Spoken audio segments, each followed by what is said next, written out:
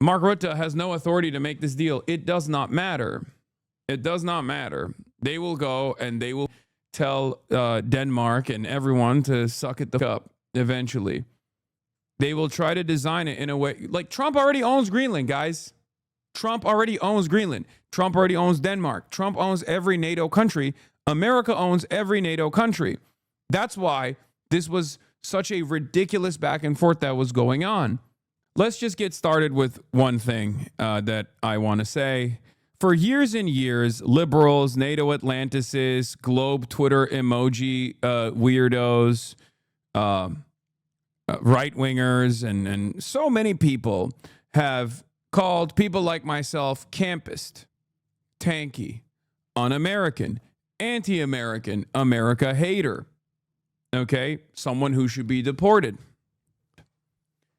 For a bunch of different things that I have said over and over again, a bunch of different truths that I have said over and over again, such as economic sanctions on foreign adversaries are oftentimes not very successful and simply are an act of collective punishment that leads to hundreds of thousands every single year, with the hopes that you can starve out the population enough that you destabilize it and then they rise up in arms and try to their leadership, right? That's number one. The other thing is that the liberal international rule-based order has always been a lie to extract super profits from the periphery and from the global south in general, while, steadily keeping them down and underdeveloped and overexploited so that you can extract their natural resources and you can utilize them as a cheap substitute that will displace the domestic labor base with a labor force that will work for pennies on the dollar. Now, both of those things are true, and that the entire process that the Western world has designed post-World War II is simply just a lie, right? It's a very cruel, very brutal, and very awful system of violence that through the liberal patina has been able to reinforce itself, justify its existence by making it seem like it's far better than the old school colonial violence that people used to experience, even though I am of the mindset, as many are in my side of the ideological spectrum, that this entire system was a lie, and Vladimir Lenin is vindicated forever. R.I.P. to my goat. So it turns out they're now saying the quiet part out loud, as a matter of fact. Okay, they're saying the quiet part out loud quite frequently. Some are saying it to defend their actions. Obviously, we're going to be talking about the Treasury. Okay, we're going to be talking about the Treasury, where sanctions do come from, right? And the way that where is this? Scott Bessent, the way that Scott Bessent has talked about how sanctions were very impactful in Iran. Bessent credits maximum pressure sanctions for the Iran protests is work because in December, their economy collapsed. We saw a major bank go under. The central bank has started to print money. There is a dollar shortage. They are not able to get imports, and this is why the people took to the streets. This is economic statecraft. No shots fired, and things are moving in a very positive way here. Now, when we say stuff like that, people would say, you're delusional. You're a liar. How dare you say this? You're a piece of shit. Okay? When leftists say things like this, when anti-imperialists say things like this, they would get called regime apologists, right? Matt Petty is correct. And what's so frustrating about it is that it was always true. And every single person that was working at the Treasury Department, working in the government, knew that it was true. And yet the media still presented this absolute lie. Handing out this Quincy Institute apology form says Alex Jordan, Quincy Institute for Responsible Statecraft apology form, the Quincy Institute from The Blob, date after the unipolar moment. The Atlantic convinced me that the U.S. isn't an empire. I didn't watch the actual 9/11 wars, which 4.5 million people. I miss policing the world. I don't know how global military primacy actually works. Mercury was in retrograde. I was jealous of Henry Kissinger. I will hereby respect anti-interventionism, and I will not talk down on the future first ballot Hall of Famer. So it's undeniable at this point, and that's the beauty of Donald Trump, right? The beauty of Donald Trump is he just says the quiet part out loud. Now, what comes next is what's the most important part of this process, because, this is the same principle behind, people becoming openly. On the one hand, it's good because you know who your enemies are. It's good because you know what their true opinions are, right? And you can make a much more convincing argument as to why that person is. But it's also bad because a lot of people feel more comfortable being openly and saying, no, actually, I do ride with this shit, you know? It's no longer about trying to defend people saying the N-word on freedom of speech grounds, but openly saying the N-word yourself because it's now permissible. And it kind of feels the same way in this situation as well. Naked, brutal, vulgar imperialism in broad daylight is going to both have a lot of naysayers, a lot of people who decide, actually, I don't like this at all. Maybe I was deluded into thinking that the liberal international order was good because I thought, you know, maybe this is going to cause some kind of delicate balance, at least in the Western world, and maybe it was helping uplift the periphery, the global South. Maybe I was deluded into thinking that, and it actually isn't the case. You know, there are some liberal interventionists out there who were maintaining this position. Many of them realized that this was silly. Oh shit, effing again! God damn, dude, so annoying. There are liberals out there who had deluded themselves into thinking, had established this false notion that liberal interventionism is actually good. Okay, that liberal interventionism is a good thing. Trump has already posted that there's a deal reached for Greenland, by the way. We're going to be talking about that in a brief moment. But I think it's important for people to understand that, like, this is not going away. The amount of power that Donald Trump has over the Western world is not going away at all. Okay? It didn't go away before. It was always there, and it's still going to continue. So just understand what I mean when I say this, right? Trump calls off tariffs on several European countries following productive meeting with NATO Secretary General Rutte. Based on a very productive meeting that I've had with the Secretary General of NATO, Mark Rutte, who once called him daddy, we have formed the framework for a future deal with respect to Greenland and, in fact, the entire Arctic region. This solution, if consummated, will be a great one for the United States of America and all NATO nations. Based upon this understanding, I will not be imposing the tariffs that were scheduled to go into effect February 1st. Additional discussions are being held concerning the Golden Dome as it pertains to Greenland. Further information will be made available as discussions progress.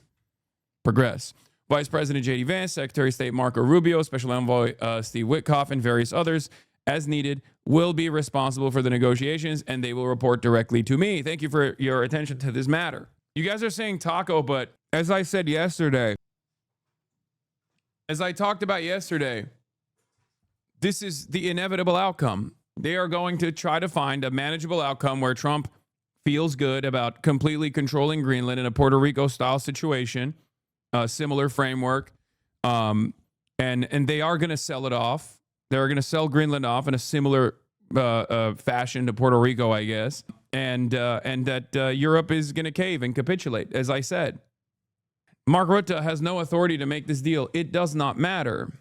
It does not matter. They will go and they will tell Denmark and everyone to suck it the fuck up eventually. They will try to design it in a way like Trump already owns Greenland, guys.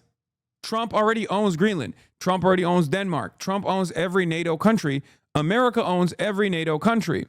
That's why this was such a ridiculous back and forth that was going on. Okay? They already own all of these countries. If your entire defense system is reliant on American manufactured weapons and you don't have a standing military, you barely have a standing military, and most of your military prowess and your defense comes from America's military, you don't have a nation state. How is this difficult to contend with? How is this difficult to understand? If you don't have a standing military, if you don't have your own domestic manufacturing, if you don't have your own robust security cooperative agreement that does not have the United States of America in its design, you don't have anything, okay? It's effing again. That's awesome. Just a lot of mini Fs today. I hate this so much. I hate this so goddamn much. I hate Los Angeles. I hate this stupid ass country. I hate data centers. I hate my internet service provider. I hate AT&T. God, I hate it with all of my heart. I hate Spectrum. I hate everything. Hate it all. Oh my God. Oh my fucking God. But do you want Europe to have its own military? Yes, I do.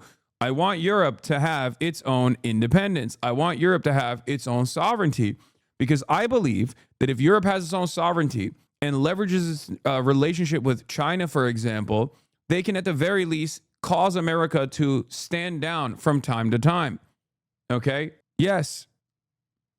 Like a sovereign Europe, for example, that isn't playing the role of a dog, a servile dog, could have at least punished the United States of America and Israel separately. A sovereign Europe is more malleable to the interests of its own population. When your population rises up and does like general strikes, for example, you're more invested in you're more invested in listening to the demands being made by your own citizens. You are not as big as a servile little piggy that will do everything that America wants, that works specifically at the behest of American empire. Now, does this mean that like, they wouldn't attach themselves to Israel so completely?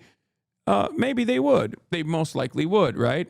Because the same capitalist forces, the same interests of empire remain inside of Europe just as it does everywhere else, right? My point is, however, that there is at least there is more opportunity to make change and more pressure points. Okay? There's opportunity to make change and more pressure points that you can lean into. There is a higher response rate. There's a higher response to the democratic process if you're not directly under the thumb of American empire. The entire purpose that NATO has oh my God, did it fucking F again? Majority report raid, thank you for the stream. I don't know what the fuck's going on. I hope these Fs are not like super disruptive. You're getting DDoS? No, I'm not. It's my fucking, it's my dumbass, like, I think it's either my router or it's my internet, okay? I'm not getting DDoSed. Shut the fuck up. That's not how this works, okay? I am gonna lose my fucking mind though. This F is extremely bad, or is it a little f, or is it a big F? I don't know what's happening. I'm getting like multiple internet disconnections. I work with networks specifically. You should seriously consider investing in your own network stack at home. Something like Unify Router Switch AP with a failover solution can help you there if you need it. Oh my God. Oh my God. It's getting worse and worse. What the fuck? I have a technician coming. Tomorrow. Unbelievable. Unbelievable, dude. Unfucking believable. Watch your stream on your end to understand what's happening. Brother, you do realize that when my internet goes out, I can't fucking see my own stream, right? Anyway, let's just get started. Trump arrives in Greenland. Just moments ago in Switzerland. The president now just hours away from addressing a room of European allies amid a bitter standoff over his threats to seize Greenland. How far are you willing to go to acquire Greenland? You'll find out. World leaders have hoped to rein the president in, from French President Emmanuel Macron. We need more stability in this world, but we do prefer respect to bullies. To the Canadian Prime Minister Mark Carney, warning of a rupture in the world order. The middle powers must act together, because if we're not at the table, we're on the menu. America's allies have tried just about everything to get the president to back off. Several European nations sending troops to Greenland. French President Macron inviting Trump to Paris to meet, texting the president, "I do not understand what you are doing on Greenland." But the president says there's no turning back. We need it for national security and even world security. It's very important. The president threatening 8 key NATO allies with tariffs if they do not back his plan. The move sending the markets tumbling. European leaders furious. In politics, as in business, a deal is a deal. And when friends shake hands, it must mean something. Treasury Secretary Scott Bessent with this warning to allies. Sit back. Take a deep breath. Do not retaliate. Do not retaliate. And even as Greenland has made it clear it is not for sale, the president insisting a deal can be made, despite a century-old agreement that acknowledges Denmark's control of the island. I think that we will work something out where NATO is going to be very happy and where we're going to be very happy. It's not clear what deal the president would be looking to make. Denmark and Greenland say they are not interested in making any sort of deal with the president. And this morning, tensions are only escalating. We are just learning moments ago that France wants to do a NATO military exercise now in Greenland, saying they are ready to contribute, Michael. All right, Rachel, we know either they're in Davos, and we know you're going to bring everything that happens to. Stocks are rallying already after Trump's post. Dude, it's all fake. It's the fakest it's ever been. It'll never. What the fuck? I can't even. God damn it, dude. I can't even go on fucking Twitter. It's not even loading fucking websites, bro. Holy shit, my internet is so ass. Oh my God. Oh my God. Oh my fucking God. And to address so many respected business leaders, so many. Anyway, we got Donald Trump speaking at fucking Davos. I'm losing it, dude. I'm losing it. Okay. It's not even Twitter. It's actually because of it's because of my internet. Torturing and killing unarmed protesters, many children, and cutting off internet is not because of sanctions. While the things you say about sanctions are true when you mostly talk about it, and not the brutality of the Islamic Republic towards its own citizens, end up justifying the Islamic Republic's actions as brutality, tortures. Yeah, totally. That's always what I'm saying. I'm always defending torture as a mechanism of repression. Thank you for deriving what you. Thank you for understanding exactly what my point was. I hate this argument, man. Just shut the fuck up. Just stop with this like bad faith criticism, please. Oh my God. Oh my fucking God. You guys are such delusional little babies. Like, no, you want black and white thinking. You want no fucking nuance whatsoever. You don't want America's intervention to be even remotely mentioned here. Okay? Even if America itself flexes its intervention as a major success, even when America and Americans, like when the Treasury Secretary, who was responsible for all of the fucking sanctions, is sitting there and being like, our sanctions have actually played an incredible role in destabilizing Iran. Okay? You sit there and you go, no, you shouldn't even mention it. When you talk about the sanctions, it makes me feel like you're defending the Islamic Republic. There's never been a fucking point where I've defended the mass suppression, the repression, or the way that they put down protests in the country. Okay? It's so childish. It's so goddamn childish. Donald Trump doesn't even care about American citizens. What makes you think he cares about Iranians? Like, what the fuck are we doing here? There's never been a moment where these guys have even entertained the notion of saving people, okay? You are arguing for a world that does not exist. It's pure fantasy. You want it to be that way. It frustrates me to no end. Both can be true. Sanctions are bad, but IRA is brutal too. I know, but that's what I'm saying. So why are you fucking bringing this up when I'm talking about at least one aspect of it? What do you want me to do? Yeah, I was in a good mood, and then my internet kept cutting out for like 15 different occasions. So now I'm no longer in a good mood. Yeah.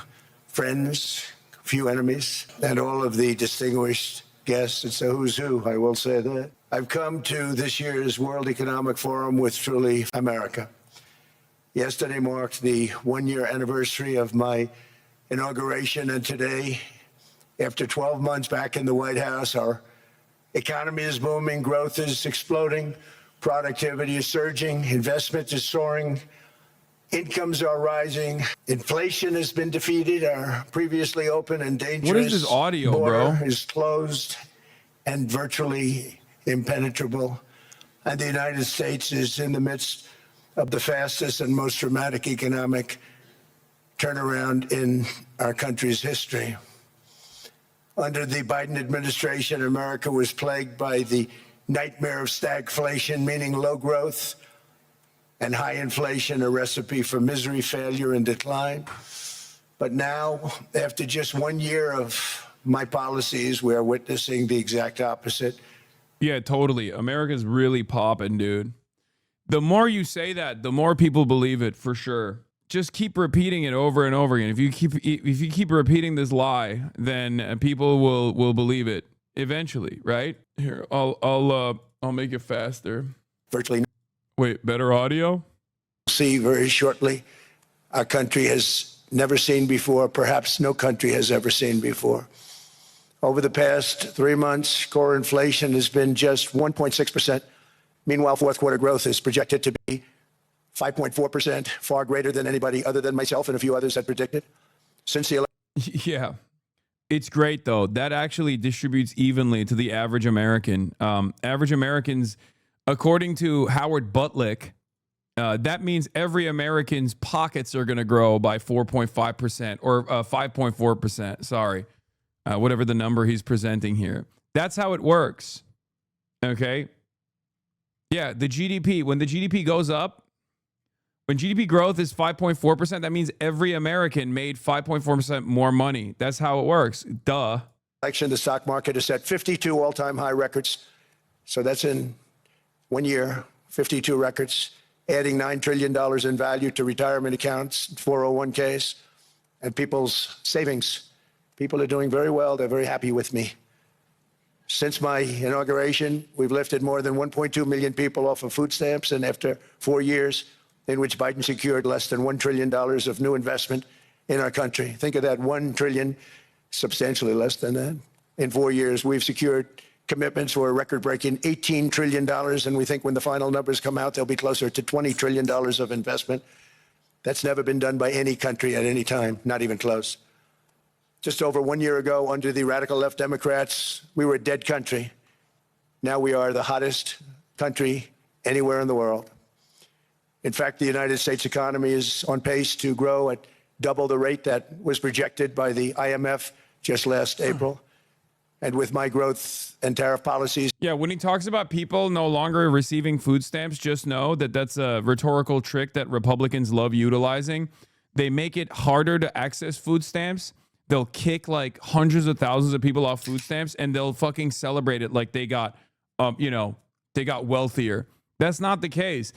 Unironically, they got poorer, as a matter of fact, because now this social safety net that they were relying on to feed themselves and their children, they no longer have access to. And then they'll turn around and act as though this is a cause for celebration. It's not. Yeah, you didn't lift people off of food stamps. You threw them off. Exactly. We lifted more than 1.2 million Americans off food stamps in 1 year. I'm not saying you want to justify our actions, but the impact of only focusing on sanctions is that. Please stop with your hyperfixation, okay? I have offered a multifaceted analysis on numerous occasions on the Islamic Republic and its own mechanisms of repression that have obviously caused tremendous discontent among the public. I am obviously still going to maintain the position that sanctions play a major role, okay? Sanctions play a fucking major role, and it is self-admitted by the Treasury Secretary in the process of talking about how sanctions, not just on the Islamic Republic, but like everywhere, on all of our foreign adversaries, sanctions play a major role in destabilizing the economy of our foreign adversaries is established fact, okay? It's established fact, and it's being admitted right now by the fucking Treasury Secretary, and you're over here yelling at me because I'm covering that aspect of it, okay? I'm not going to literally consistently try to couch it in terms that will make you feel a lot better about yourself or about what kind of analysis you're fucking reading into, when I'm not even talking about just Iran. I'm talking about the way that sanctions work in general, okay? Unless you are a sanctions apologist who does believe that starving the Iranian population or starving the Venezuelan population until they scream bloody murder and assassinate their leadership is the most appropriate liberal interventionist mechanism going forward, shut the fuck up, okay? We can have an isolated conversation about sanctions without having to discuss the brutality of the regimes that we are offering sanctions to, because by your very same logic, what you're doing in this circumstance is simply saying, no, don't talk about the sanctions. The sanctions is not the reason why this regime is brutal, that the sanctions play no role in the way that these people fucking live their lives, okay? Two can play that game as well. You are engaging in apologia for sanctions all around the world that lead to, according to the latest Lancet study, an estimated 500,000 deaths a year just on sanctions alone, okay? Sanctions are a tool of economic warfare, and many people who have correctly pointed this out for years and years have been called tankies, campists, wrong, and this has caused a lot of liberals to basically lean into sanctions as this mechanism of economic warfare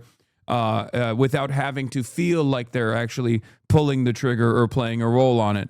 I'm done having this conversation, okay? I'm done. Please stop, okay? It should be much higher. I really believe we can be much higher than that. And this is all great news, and it's great for all nations. The USA is the economic engine on the planet. And when America booms, the entire world booms. It's been the history. When it goes bad, it goes bad. You all follow us down, and you follow us up. And we're at a point that I don't believe we've ever been. I never thought we could do it this quickly. My biggest surprise is I thought it would take more than a year, maybe like a year and 1 month, but it's happened very quickly. This afternoon, I want to discuss how we have achieved this economic miracle, how we intend to raise living standards for our citizens to levels never seen before, and perhaps how you two and the places where you come from can do much better by following what we're doing, because certain places in Europe are not even recognizable, frankly, anymore. They're not recognizable. And we can argue about it, but there's no argument. Friends come back. Yeah, he goes into all of this like sloppiness bullshit, like, oh, Europe is not recognizable anymore because there's so many black and brown people in like European streets. Like, Europe was far better decades ago. And there is some truth to that. But the irony, of course, is that it's far worse now than it was maybe a couple decades ago due to austerity, due to becoming more and more Americanized. But of course, this is a conversation you can't have with fucking neoliberals, especially, that have dominated European politics for, since the 90s. Whether you are talking about conservative neoliberals and conservative parties, or even, the supposed left flank neoliberals that have a level of crippling austerity measures to their own fucking countries, destroying the social safety nets and significantly reducing the quality of life in many of these European nation states. And that is the real issue here. It's not because there's more brown people. Nobody would give a fuck if there's more brown people or more black people in whichever European country that they're living in, if the public transit structure still exists in the same ways that it did. It's like fast, it's efficient, and you can get on a bus and that you can get to wherever you need to go at a reasonable rate for a reasonable price.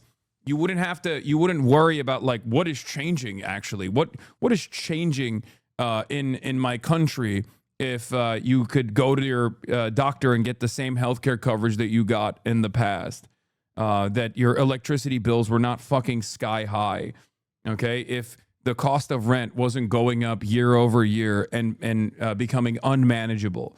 So the exact same problems that exist in the United States of America exist in Europe as well, okay?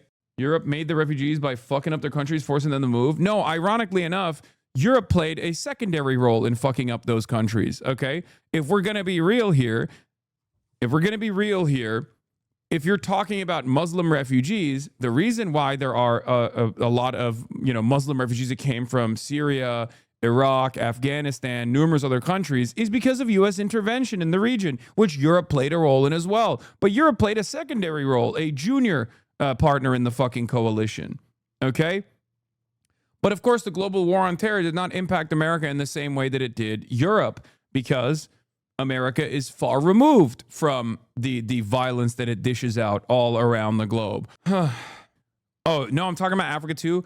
Yeah, I mean, Europe plays a role in that as well, obviously, or historically has played a role in that. But I think most of the people that are mad, they dish out the white supremacist styles of racism towards everyone, like the previous colonial subjects as well. But what they're actually frustrated by is like the new wave of refugees and new wave of migrants that have come in, which have predominantly come in from the MENA region. But yes, you're not wrong about that as well. That's the old version of racism. This new meta is like leaning into that for sure.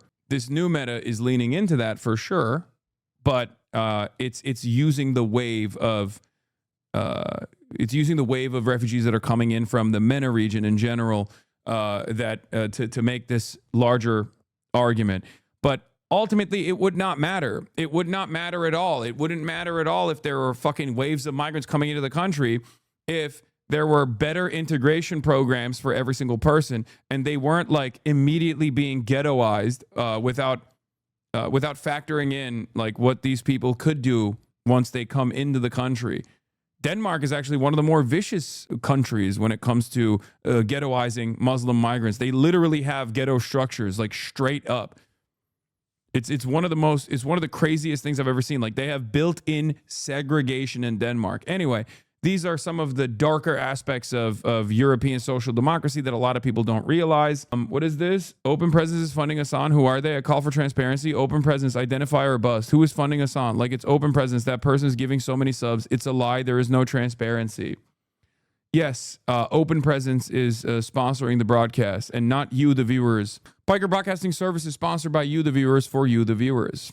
If you would like to sponsor the Piker Broadcasting Service, PBS, all you need to do is subscribe, which you can do for $6 a month or for free with a Twitch Prime. That's right. Open Presence happens to be one of the Oilers. We don't know where he's from or she's from or they are from. Is it though? Sus. But it's normal on the... Well, there you go. Situid Run, thank you for the 20 gifted subs. We remember when Open Presence used to subsidize that L3 podcast. Wait, really? Was that a Oiler for H3H3? You take that much money without knowing? I don't think you understand how this stuff works, my friend. If I have no connection to who Open Presence is, if I have no back and forth with them, you do? I do? You do understand? Okay. If there is no expectation from me in any way, shape, or form, and they comprise a tiny fraction of the much larger subscription base, shouldn't you know there is, though? Yes, I remember watching Amy and Lena watching a clip of you, and they got super surprised when they saw Open Presence donating to you. Oh, really? Yeah, I don't know anything about Open Presence, and I think about Open Presence. There's now also a closed presence as well as a joke to Open Presence. You should find out. No, I'm not interested at all in finding out, especially because we chat, that's it. I'm not even on Discord. That is sketchy. Yeah, it would be sketchy if Open Presence was demanding I do certain kinds of commentary.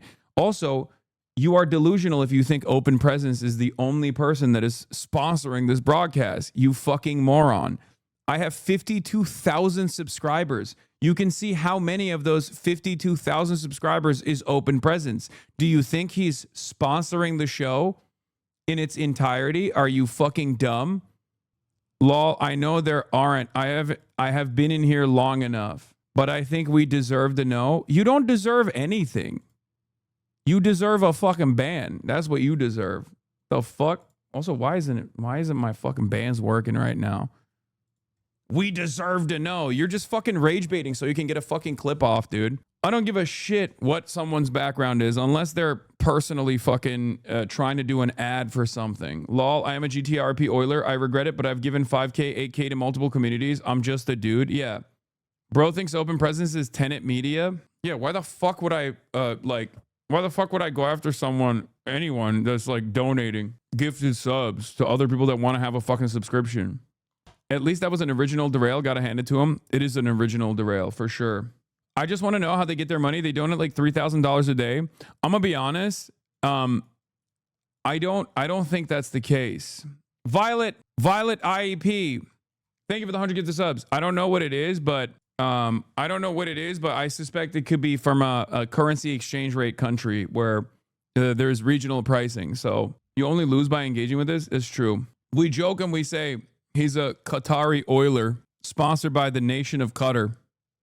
But a lot of chatters that are big boosters, big donors like that, oftentimes come from places where they have different currency. The best part is after you dig into the identity of some donator, a smooth brain rage baiter would absolutely clip it with Hasan doxing and investigating random chatters, etc., etc. Exactly. In any case, let's continue. Yeah, I like to think in my mind that he is the glorious nation of Qatar, donating that to me. Thank you, and please continue. All right, let's keep going. I can't believe this is what we're talking about, dude. Donald Trump is literally ripping apart the liberal international rule-based order and openly telling that European states are actually vassalized. And there are dumb fuck chatters in here being like, I'm Chinese, I am Antifa. I'm going to need to do a reveal, but that's later. Before then, stream soon. Okay. I want to insult anybody and say I don't recognize it. And that's not in a positive way. That's in a very negative way. And I love Europe. I'm deeply disturbed to find out that you profit in any way from your work.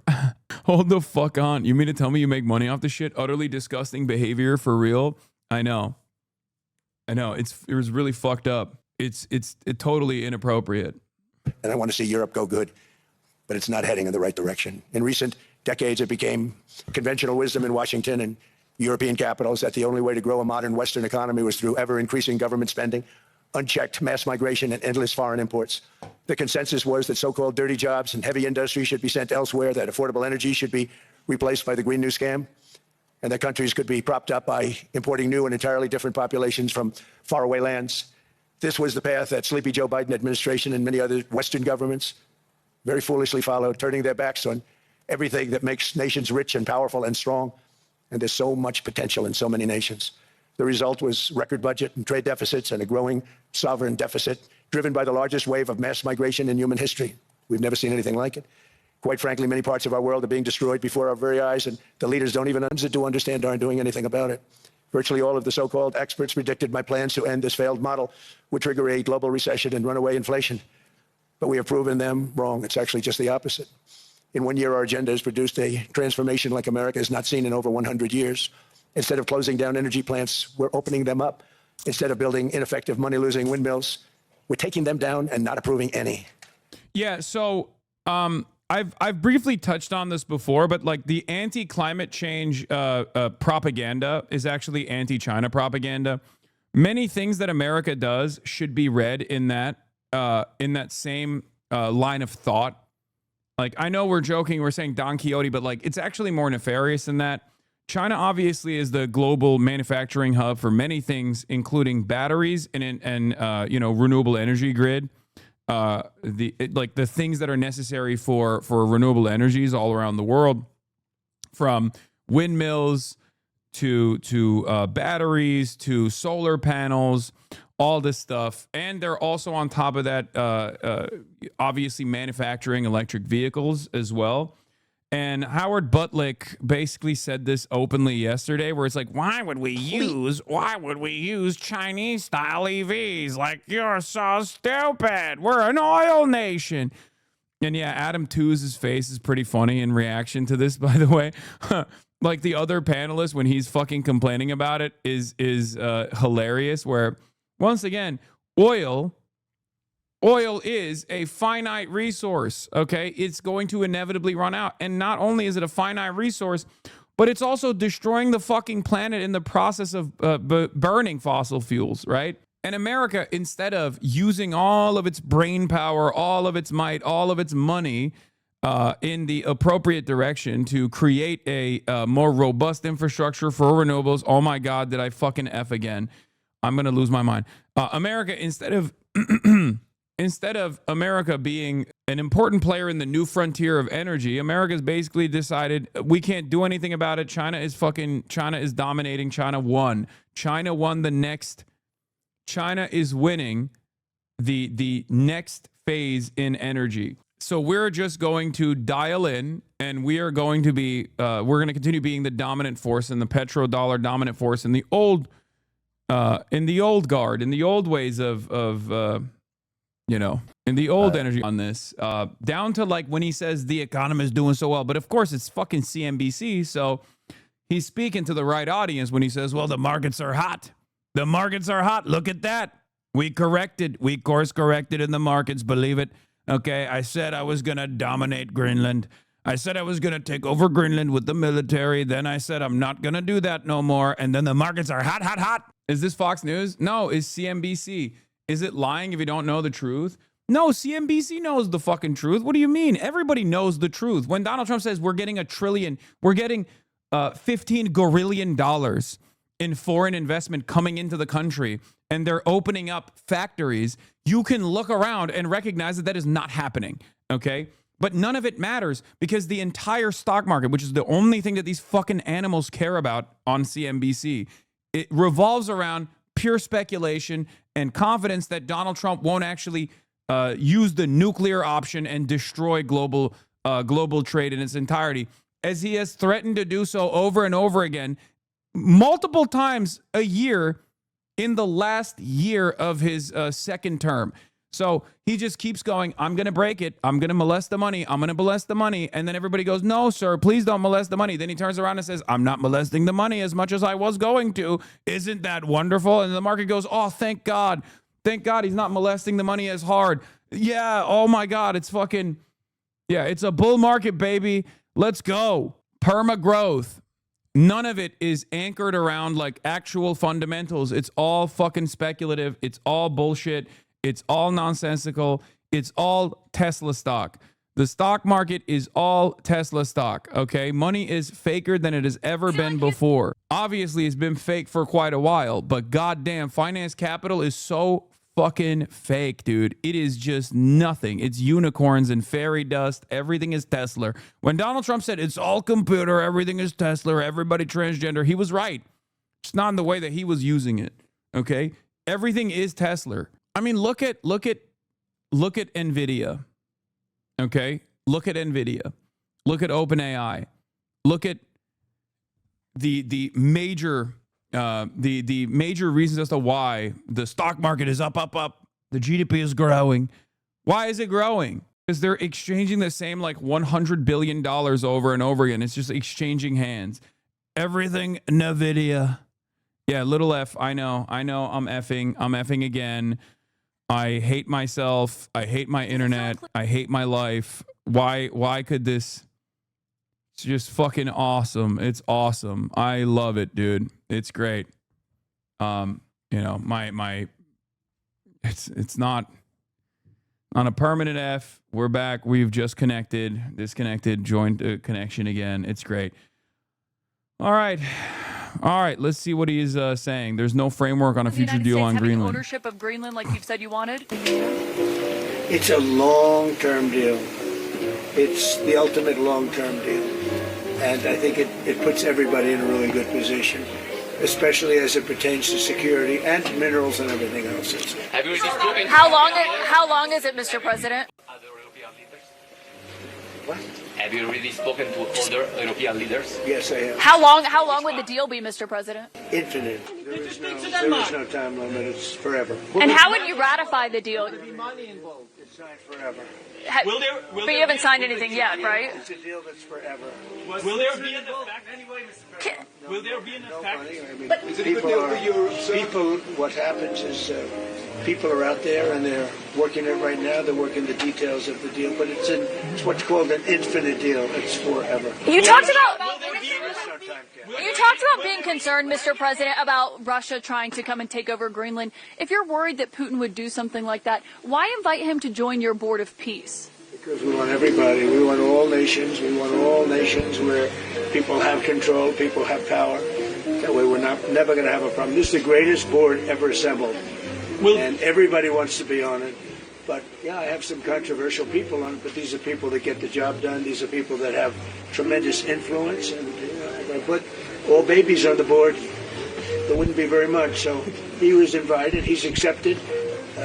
Many people have accepted. I don't know of anybody that hasn't accepted. But it's going to be great. I think the Board of Peace will be the most prestigious board ever, and it's going to get a lot of work done that the United Nations should have done.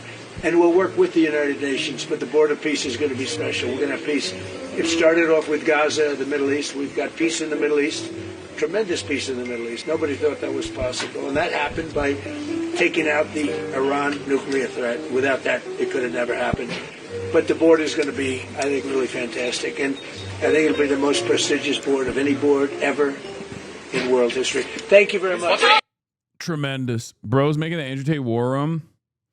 The slave prime minister of Pakistan also joined the piss of board.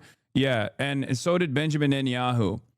If you want to understand how fucking stupid this like board of peace is, he's just basically re-engineering the United Nations, but this time with even more control, I guess.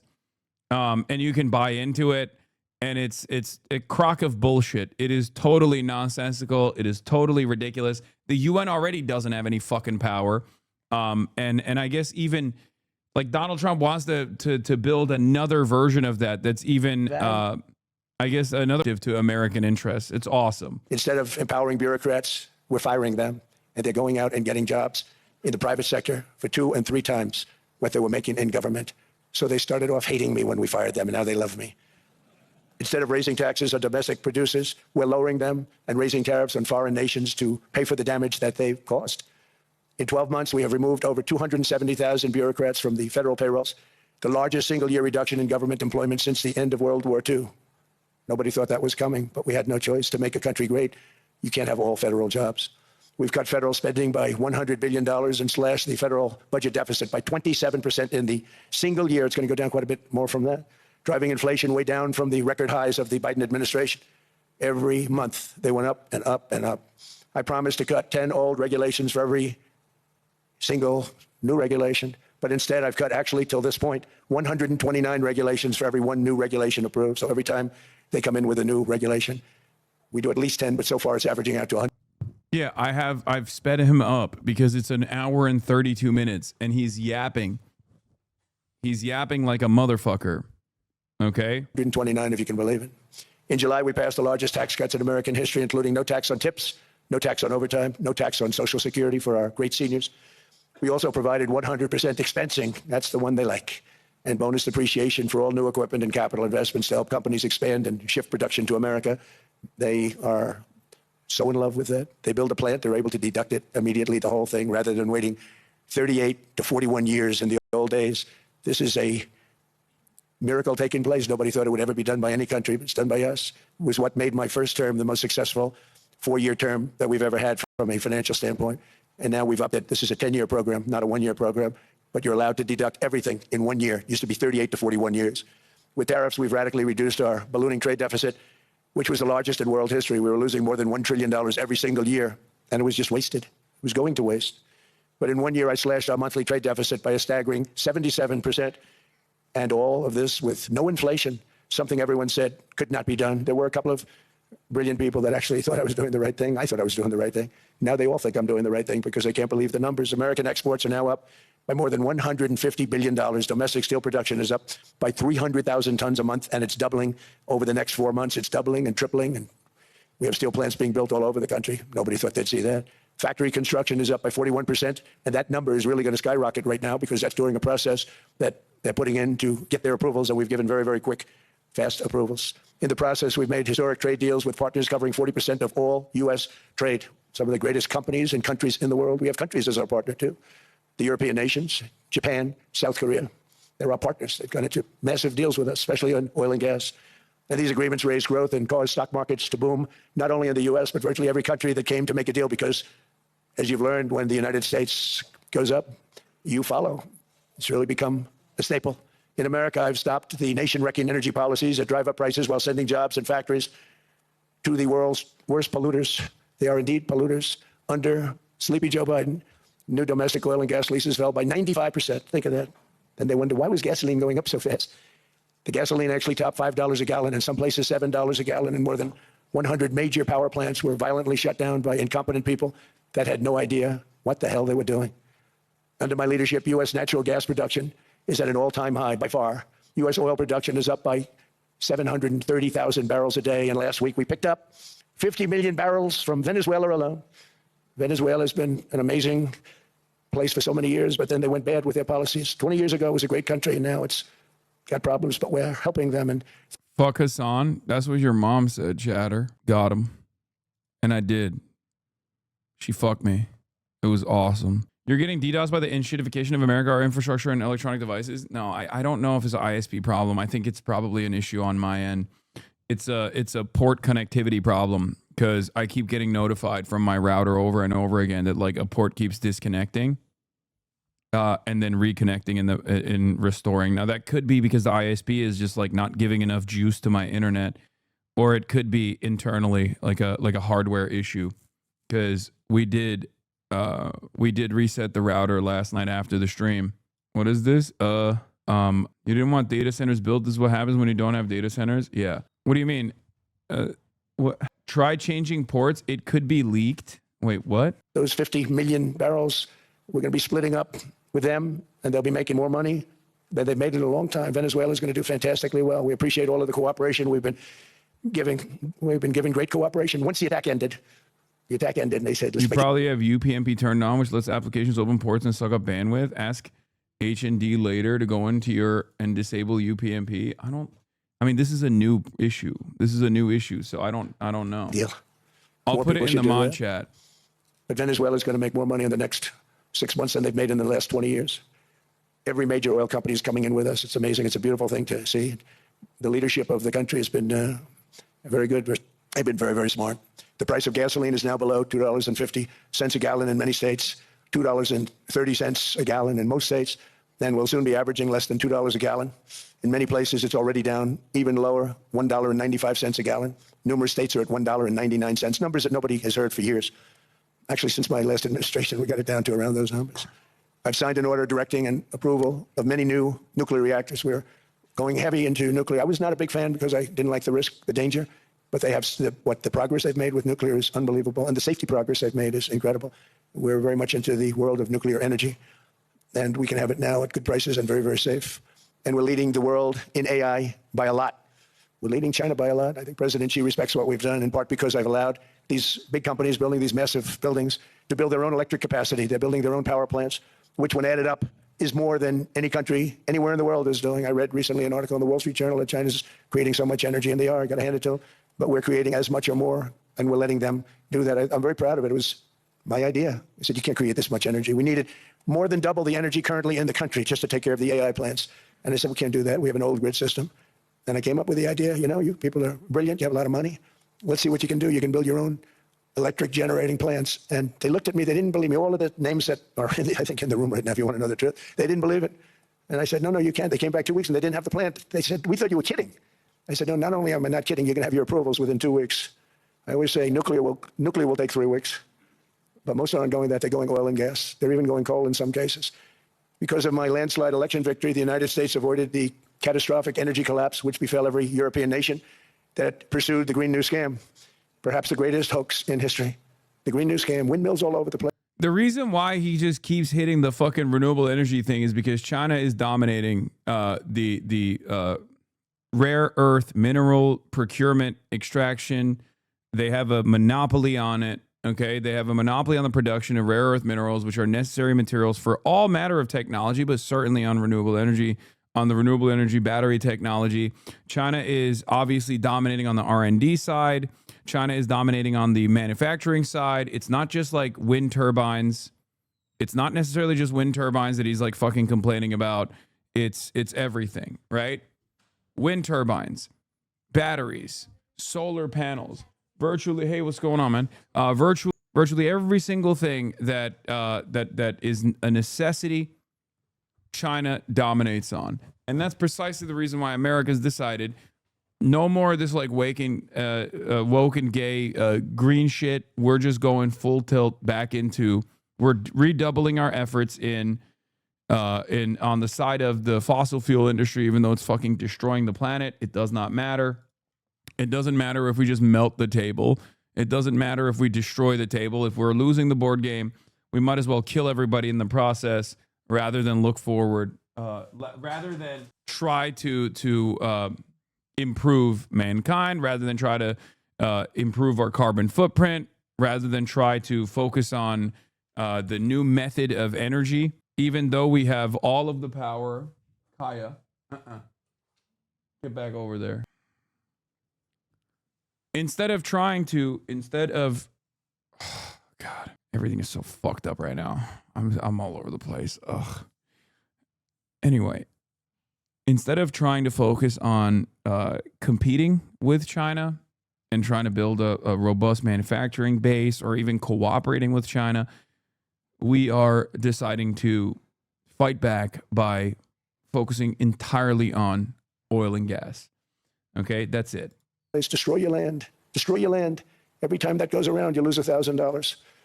You're supposed to make money with energy, not lose money. Here in Europe, we've seen the fate that the radical left tried to impose on America. They tried very hard. Germany now generates 22% less electricity than it did in 2017. And it's not the current chancellor's fault. He's solving the problem. He's going to do a great job. But what they did before he got there, I guess that's why he got there. And electricity prices are 64% higher. The United Kingdom produces just 1/3 of the total energy from all sources that it did in 1999. Think of that, 1/3. And they're sitting on top of the North Sea, one of the greatest reserves anywhere in the world, but they don't use it. And that's one reason why their energy has reached catastrophically low levels with equally high prices. High prices, very low levels. Think of that, 1/3. And you're sitting on top of the North Sea. And they like to say, well, you know, that's depleted. It's not depleted. It's got 500 years. They haven't even found the oil. The North Sea is incredible. They don't let anybody drill. Environmentally, they don't let them drill. They make it impossible for the oil companies to go. They take 92% of the revenues. So the oil companies say, we can't do it. They came to see me. Is there anything you can do? I want Europe to do great. I want UK to do great. They're sitting on one of the greatest energy sources in the world, and they don't use it. In fact, their electricity prices have soared 139%. There are windmills all over Europe. There are windmills all over the place, and they are losers. One thing I've noticed is that the more windmills a country has, the more money that country loses and the worse that country is doing.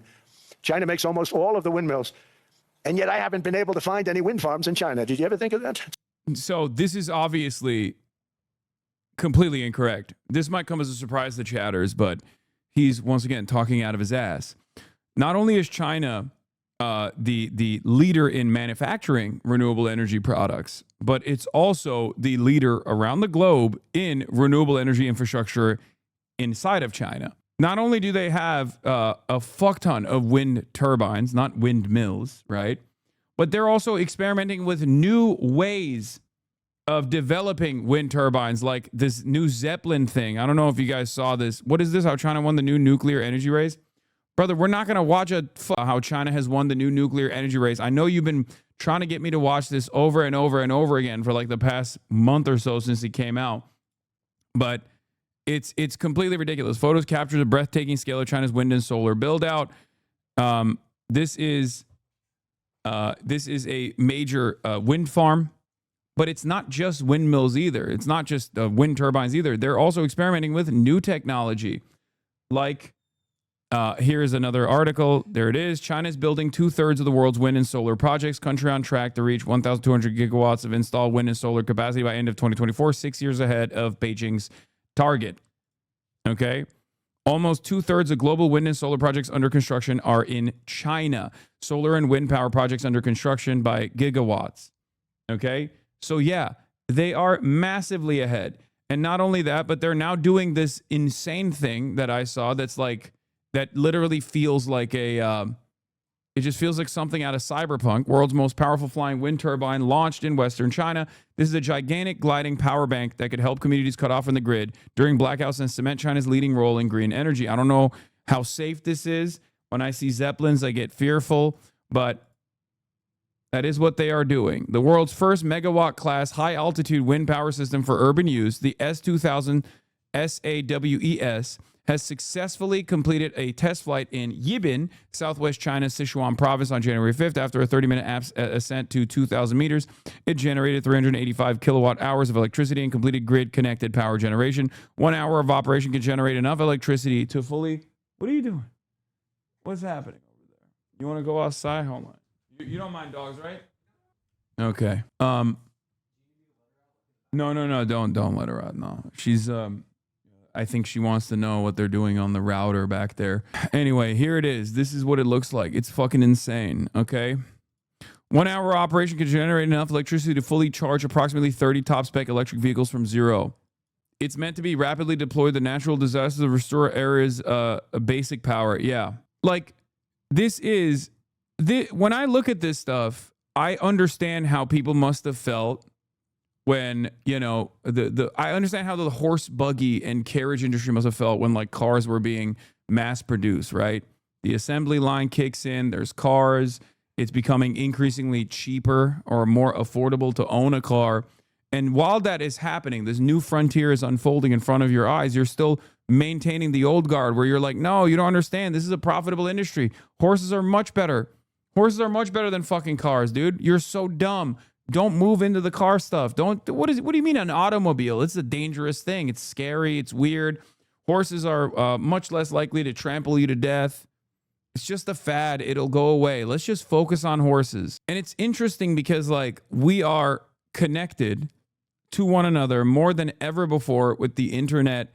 And yet we still have this kind of mentality. And I don't understand it. Like, there's no excuse for it, you know? There is no excuse for it because we know exactly what it looks like. We know that it's better. And in the age of the internet, when you see this kind of idiotic sentiment being expressed by world leaders that are effectively telling everyone, you know, shut the fuck up, close your eyes, plug your ears, don't listen to reason, don't look over there.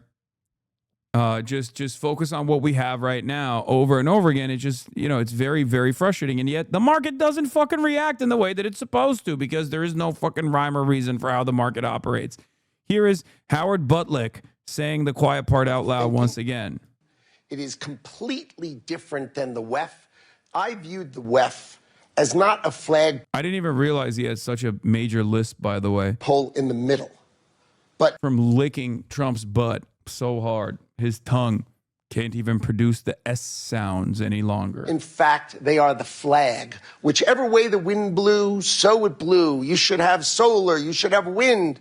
Why are you going to do solar and wind? Why would Europe agree to be net zero in 2030 when they don't make a battery? They don't make a battery. So if they go 2030, they are deciding to be subservient to China, who makes the batteries. Why would you do that? Why would the United States of America, which has oil and natural gas, try to convert to all electricity? China does not have oil and natural gas, electricity and electric. Oh, he was saying WEF, World Economic Forum. I thought he was saying the West. Cars make perfect sense to them. That is practical and logical. Yeah, that's it. It's not a lisp. He's saying the WEF, as in the World Economic Forum. I've never heard someone say the WEF. Yeah. But look at Davos. Why are you going to do solar and wind? Why would Europe agree to be net zero in 2030 when they don't make a battery? They don't make a battery. So if they go 2030, they're deciding to be subservient to China. Now, it's really funny to see like the reaction from the panelists, just looking at him with tremendous dismay, looking at him horrified, disgusted. Okay. And the irony here, of course, is they're saying you should be servile to us. Okay. And it goes back to the same principle that I've been talking about over and over again. America literally keeps repeating, it's either my way or the highway. We're not going to manufacture products that you want. We are going to create a protection racket like NATO, and we're going to sell you all these weapons, and we're going to demand that you take an increasingly larger percentage of your GDP and refund it. Take an increasingly larger percentage of your GDP and purchase more of our weapons. Right? You can do with those weapons whatever you want. You can give it to Ukraine if you want. You can use it personally if you want. But like you're going to take our weapons. Because that's one of the only fucking industries that we have in the country. Another industry that we have in the country is the automotive industry, right? We make automobiles.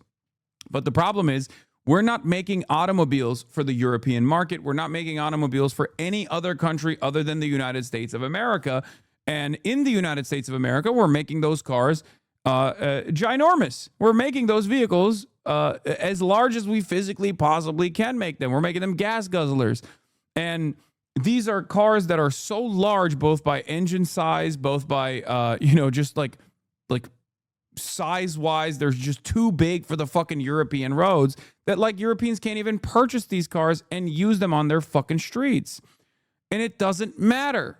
We're forcing that on you. If Donald Trump's major goal here is to fix the trade deficit, right, and improve the American automobile manufacturing, there's two ways out of it. You can either make cost-effective, competitive products that people actually want to purchase in the same way that China has done, or you are by force purchasing these vehicles. I don't give a shit what you do with the fleets. I don't give a shit if you actually sell it on your roads or not. You just need to buy it from us, right? So that's it. That's what we're doing here with the energy situation as well. We keep telling Europe over and over again, no, you don't understand. Do not move in the renewable sector. Because every move that you make, every initiative that you take that is focusing on renewables, improving your electricity grid, trying to make sure that your electricity grid is powered by renewable energies is actually beneficial to China. You must keep petrodollar on top. Even if it's fucking killing you, even if it's killing the planet, it doesn't matter. That is woke and gay. Do not actually move towards renewables. What is this? There is no replacement for displacement. Davos building evacuated? Well, I don't know where that, I don't know what's going on there, but I'm actually going to have my guest here in a brief moment, and we're going to be talking to his MAGA parents from the Necessary Conversation pod. And